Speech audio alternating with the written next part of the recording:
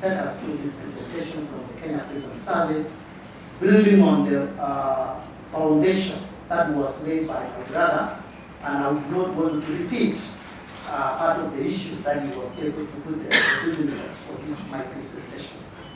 I come from offside the presentation. I come from Rift Valley, where there's a lot of mountains. And in this, my home is surrounded by mountains. And some of these mountains, they have monkeys.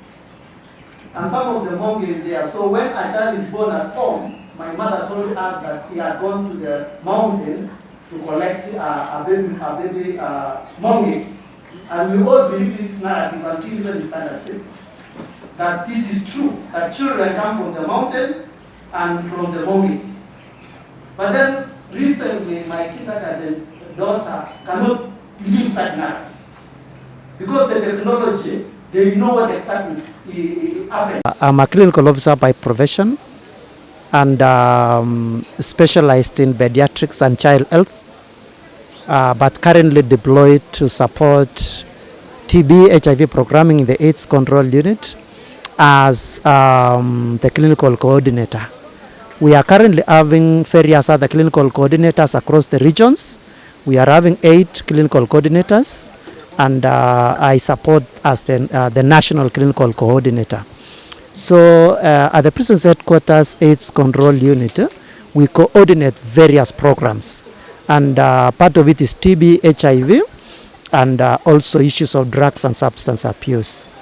Basically, we appreciate the opportunity that ICRC and correctional services were able to organize for such a forum for us to meet with other colleagues in the country, to be able across the globe to be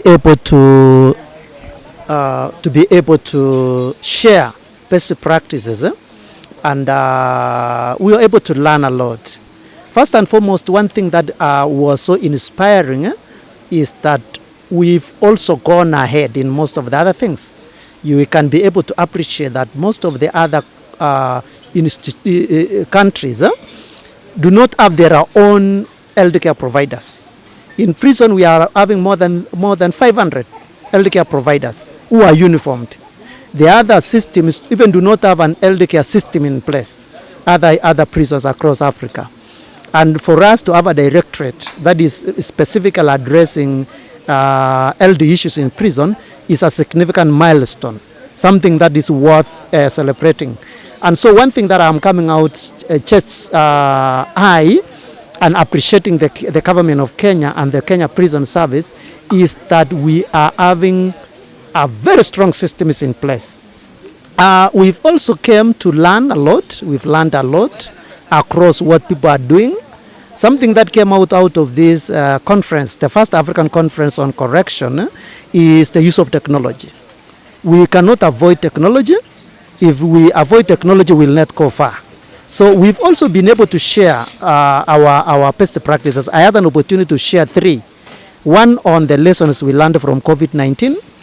The other one was the tuberculosis, the best practices that we were able to network with AMREF and Ministry of Health, the National TB Program, to do screening of TB among the prisoners in over 35 prisons, and significant results that we were able to achieve using what we are calling a portable computer-aided diagnosis, which is a kind of an X-ray that is portable and that is using what's called artificial intelligence.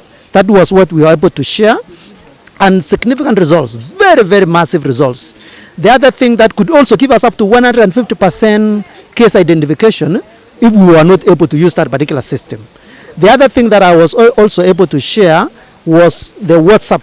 The just use of WhatsApp, very important that all of us, we have very, very important WhatsApp groups in all our phones. I can sit and probably a colleague in Coast region could send me a picture of a particular skin condition, and we would request that we would want to be supported what this could be, and we could be able to share within our forum, and immediately there are a lot of information that is coming.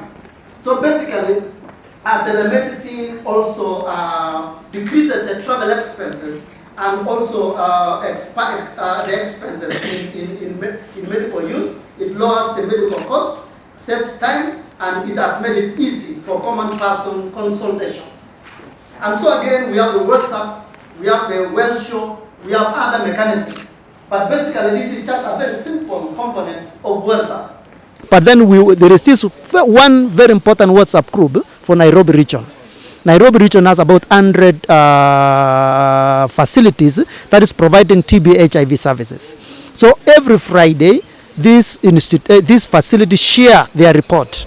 And in the report they share, we pick that particular report and engage the clinicians, over 100 of them, in a WhatsApp group to address specific indicators in their report. And for instance, if we are engaging a assuming committee, providers in committee, on an issue that touches on committee will actively learn from it. But then the other facilities will learn from it passively. Because again, okay, this was how they addressed the committee issue, then for them next week, they will never repeat on that particular issue. So again, we will continuously do that.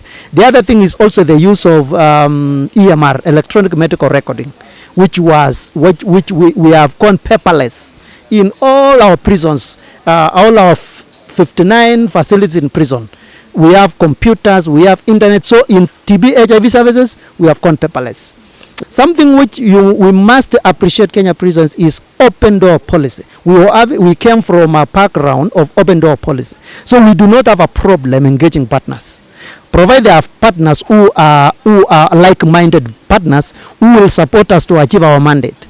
Yeah, so we have a lot of partners in place. We've engaged with a lot of partners. There are a lot of partners who are ready even to support us in achieving our mandate, and in also supporting us to achieve this. For instance, if we say technology, it requires a lot of investments to ensure that we sustain it.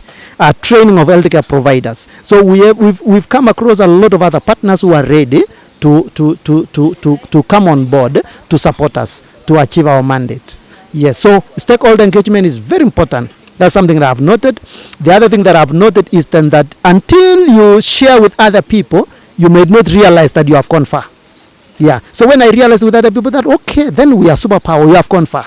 And just we need to sustain that. We should not lose the gains that we've achieved over the years. The other thing is, of course, the support that we've received from the Kenya prisons in terms of the Commissioner General being here, the PS being here, the Deputy Commissioner General being here, Madam Kiri, and the whole directorates, other people being here, you people now, you are interviewing me for the first time. It is a milestone, and for sure we appreciate this milestone. And if we only document what we've done, and we publish what we've done, everybody will realize, then we will go far. So what I'm just saying is, let us document what we've done across all the directorates, across all the fields. So that is my take. The collaborations that we've had with the Minister of Health, for instance, I sit in the National Technical Working Group for TB HIV. So we sit in this technical working group to plan for Kenya. And when we sit in those groups, we input our issues touching on prisons. That's one. Number two, guidelines come from the ministry. We do not derive our own guidelines. What we only do is we customize and we develop best practice out of these particular guidelines. The drugs, all the drugs now that is coming from the TB drugs, the HIV drugs, the commodities for testing, it is the Ministry of Health. We are using the system for Ministry of Health, like now the electronic medical recording is not our own system, it's a system from the Ministry of Health. So we cannot work in isolation. And Ministry of Health is in terms of counties also devolved. So most of counties, other counties have gone far, some other counties are still struggling, but the Ministry of Health is able now to bring on board, putting in mind all prisoners are in the counties. And so again, we are using that. Training of our staff is the Ministry of Health doing that. We've also collaborated with LVCT Health through Center for Disease Control, the funding from the Presidential Emergency Fund for AIDS Relief, which is coming through CDC, Center for Disease Control, and that is coming to LVCT Health and now coming to Kenya prisons. So shortly in the next 1 year, Kenya Prisons will take lead. We will no longer now be banking on the partners. We will now be getting the funding directly to Kenya Prison Service to lead themselves. And that is a milestone. Yes.